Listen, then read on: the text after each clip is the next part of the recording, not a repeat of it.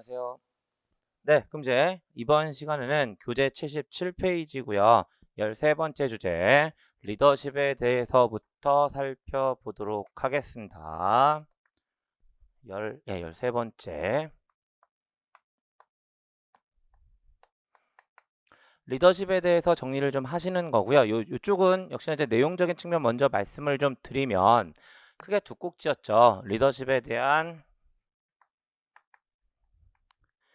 의의적인 측면에 대해서 정리를 하시는 거고, 그 다음에 나머지 이야기는 리더십과 관련된 이론들을 정리하시는 구조가 전부 다였어요. 물론 이제 그 리더십의 이론과 관련된 부분들이 조금 양이 좀 많죠. 어쨌든 체계적으로 좀 끌고 다시 한번 그 기본서에 이어서 정리를 하면, 먼저 리더십의 의의란 관점에서는 리더십이 뭔지에 대한 개념부터 이야기하는 겁니다. 그랬을 때 리더십은 리더가 부하에게 영향력을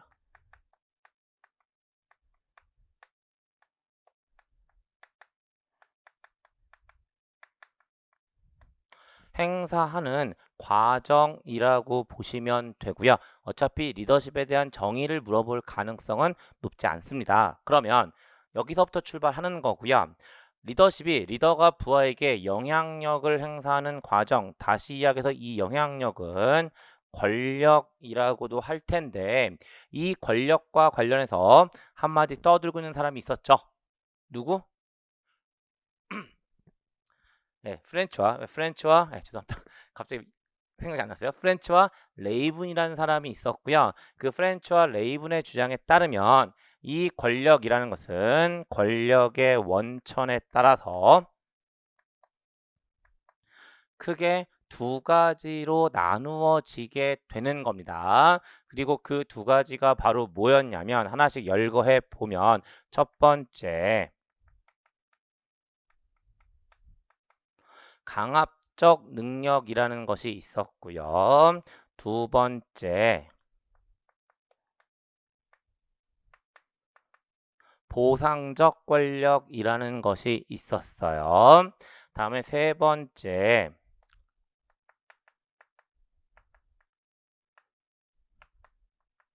합법적 권력, 네 번째 준거적 권력, 마지막으로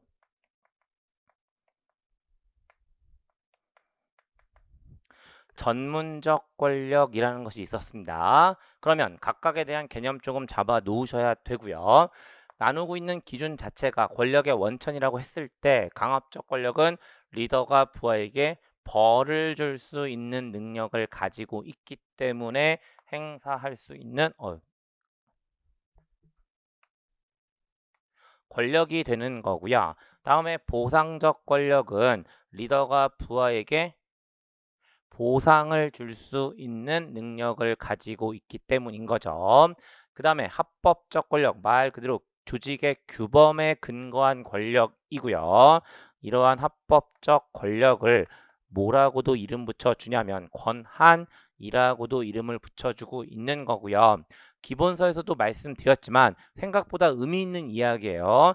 유사한 개념처럼 보이는 권력과 권한은 분명히 구분되어져야 되는 부분을 가지고 있다라는 거고요.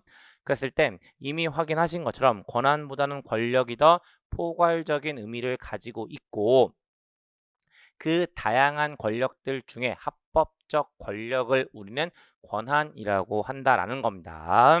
다음에 준거적 권력이라는 것은 리더가 부하의 행동 기준을 제시해 줄 수 있기 때문에 행사할 수 있는 권력. 마지막으로 전문적 권력이라는 것은 리더가 전문 지식을 가지고 있기 때문에 행사할 수 있는 권력이라고 보시면 되는 거예요. 그래서 권력은 모두 5가지 형태로 나눠지게 되는데, 여기서 어떤 이야기 얹어서 가셔야 된다고요? 요 5가지를 다시 2가지로 나누어 보게 됩니다. 그랬을 때 강압적, 보상적, 합법적 권력은 조직의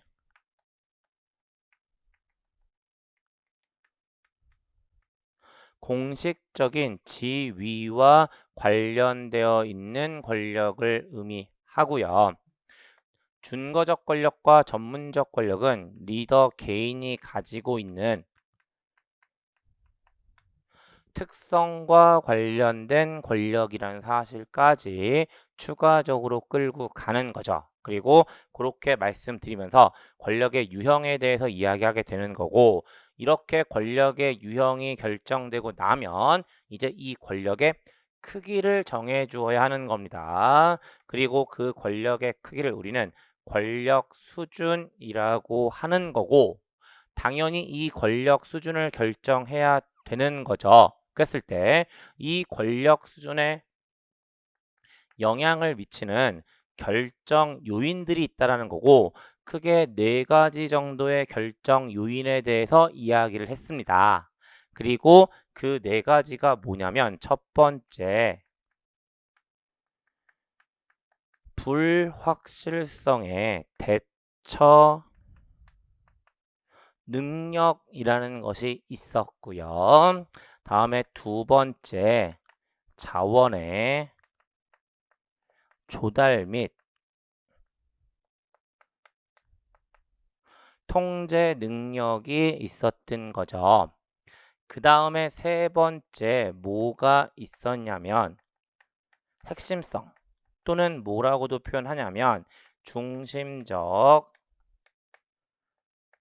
위치가 있었고요. 그 다음에 마지막으로 희소성, 또는 뭐라고 쓸 가능성도 있냐면 대체 가능성이라고도 쓸 수 있을 거고, 이미 명칭에서 개념적인 측면을 받아들이시는 것은 크게 어려움이 없을 거라고요. 단 어떤 내용 형태가 문장으로 출제가 될 거냐면, 얘네들이 높아질 때 권력 수준은 높아질 것인지 낮아질 것인지 하는 거에 대한 내용들이 문장상으로 표현될 거니까 방향성을 좀 익혀두셔야 되고요. 복잡하진 않습니다. 일반적으로 불확실성의 대처 능력이 높아지게 되면 권력 수준은 당연히 높아지고요. 자원의 조달 및 통제 능력이 높아지면 역시나 권력 수준은 높아질 겁니다. 다음에 핵심성 또는 중심적 위치를 차지하고 있다면 권력 수준은 높아질 거예요. 그런데 조금 조심하셔야 될 건 이쪽이죠. 어느 표현을 쓰냐에 따라서 방향성은 달라질 테니까 그냥 변수를 열거하는 관점이라면 희소성과 대체 가능성은 동일한 의미를 가지겠지만, 방향성이 녹아지게 되면 둘은 완전히 반대 이야기가 되죠.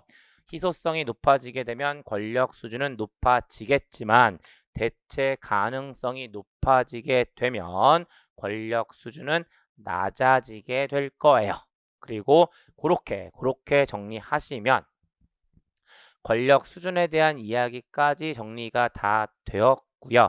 요게 이제 리더십에 의해서 기본적으로 정리하셔야 되는 내용들이 되고, 교재 보시면 여기에 추가적으로 조직 정치라고 하는 것과 임파워먼트라고 이야기하는 2가지가 더 들어가 있고요. 그쪽은 그냥 교재 가지고 뭔가 설명이 필요한 내용은 아니라서 그냥 교재 가지고 내용만 살짝 따두시면 되세요. 그리고 그렇게 정리하면 다시 한번 리더십의 의의적인 측면에 대해서 정리를 하신 거고요.